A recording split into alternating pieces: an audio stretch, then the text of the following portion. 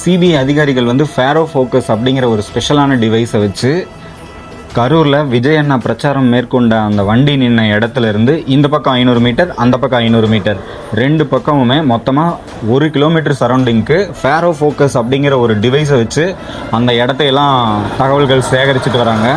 இந்த Pharaoh focus device வந்து பார்த்திங்கன்னா லட்சக்கணக்கான லேசர் கதிர்களை எல்லா பக்கமும் சிதறடிச்சு அது திரும்ப எவ்வளோ டைமிங்கில் வந்து சேருதோ அதையை பொறுத்து அந்த பொருட்கள், அந்த ஆப்ஜெக்ட்ஸை எல்லாம் வந்து பாயிண்ட் பண்ணி ஒரு 3D ஆர்கிடெக்சர் உருவாக்குற அளவுக்கான ஒரு பவர்ஃபுல்லான டிவைஸு. அது வந்து மில்லிமீட்டர் லெவலில் அக்யூரேசினஸ் இருக்குன்னு சொல்லியிருக்காங்க.